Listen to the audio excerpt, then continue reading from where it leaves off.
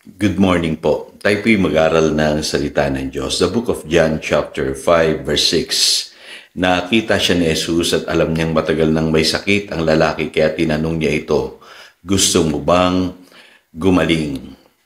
Desire and believe.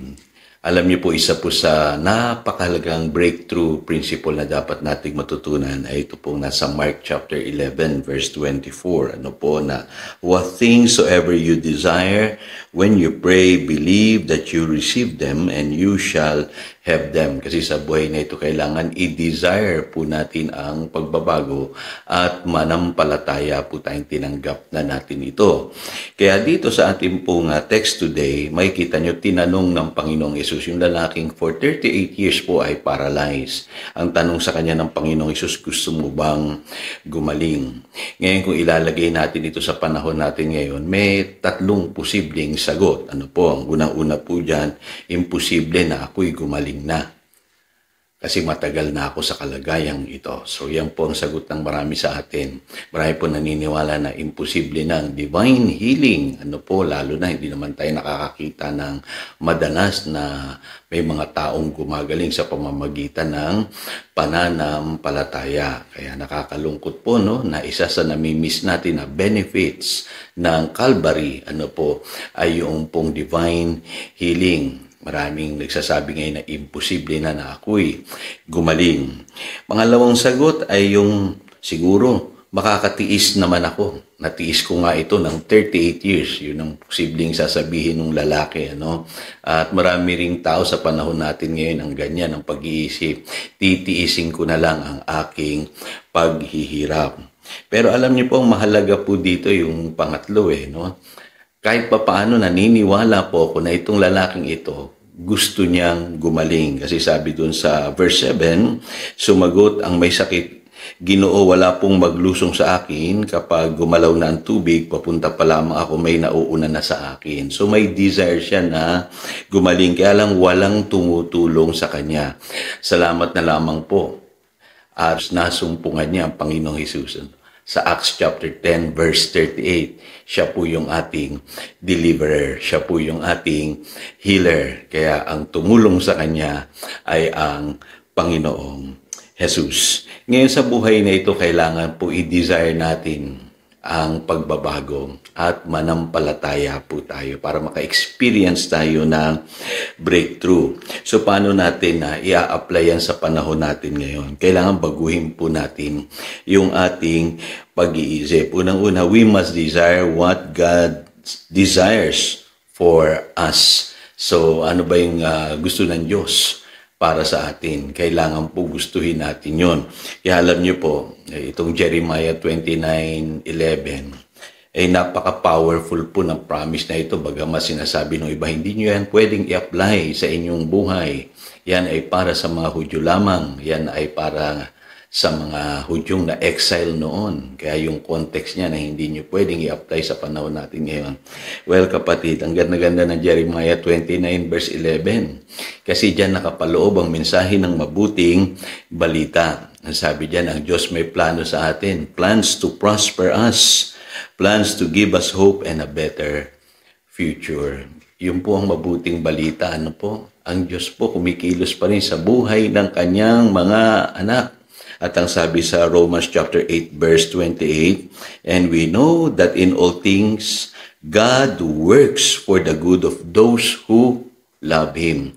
Alam niyo po itong Romans 8:28, napupuna ko po ito. Ina-apply natin ito pagkatapos na yung isang sitwasyon na pinagdaanan natin. Ano po?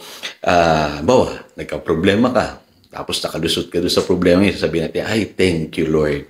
Talagang kumikilos ka para sa aking ikabubuti. Alam niyo po itong verse na ito, pwede niyo pong i-apply in advance. Ano po, na hindi pa man ninyo nakikita yung mangyayari sa inyong buhay, sabihin ninyo palagi araw-araw na ang Diyos ay kumikilos para sa aking ikabubuti. Kaya we must desire, ano po, what God desires for us. Yan po mahalaga Ano po yung gustong mangyari ng Diyos sa iyong buhay? Kaya tinanong ng Panginoong Hesus, yung lalaki, gusto mo bang gumaling? Dapat po ang sagot niya ay gustong-gusto ko. Ano po? Ngayon, pangalawang katotohanan, see yourself, no, as God sees you. Tignan mo kung paano ka tinitignan ng Diyos. At sabi sa Ephesians chapter 2 verse 10, as a new creation in Christ Jesus, you are God's workmanship in Christ Jesus. So hindi ka failure, kapatid. You are a success in the eyes of God. Ang tawag nga sa iyo God's workmanship in Christ Jesus. Bakit? Kasi sabi sa Ephesians chapter 4 verse 23 hanggang 24, you are recreated in true righteousness and holiness. Kailangan makita mo na ikaw ay nilinis na ng Diyos, pinatawad sa iyong mga kasalanan, ikaw ay matuwid at banal na sa paningin ng Diyos. Huwag mong hayaan na sumbatan ka ng iyong nakaraan, mamuhay ka ng may condemnation. Isipin mo na ikaw ay na-born again, lahat na ng iyong mga kasalanan ay napatawad na. Ikaw ay binilang ng matuwid at banal sa harap ng Diyos. At ang sabi ng Ephesians chapter 1 verse 3, you are blessed with all spiritual blessings in Christ Jesus. So blessed ka na, kapatid. Ano? Sabi sa Ephesians chapter 1 verse 3. At ito po, ito sa mga may sakit, no? You are healed. Past tense na po yan. Ano po sabi sa Isaiah 53 verses 4 and 5? He took up our infirmities and sorrows. By His wounds, we are healed. Pansinin niyo po, past tense. Ano po? Kaya kung ikay may sakit, angkinin mo na itong pangakong ito kahit hindi mo pa nakikita sa iyong buhay. Yung completion ng iyong healing. Yung iba kasi hintayin pa nila, kailangan mo na makakita ako ng mga ganitong mga palatandaan. Kapatid, humakbang ka na ng may pananampalataya, kumilos ka na ng may pananampalataya, kumilos ka na ikaw ay magaling na.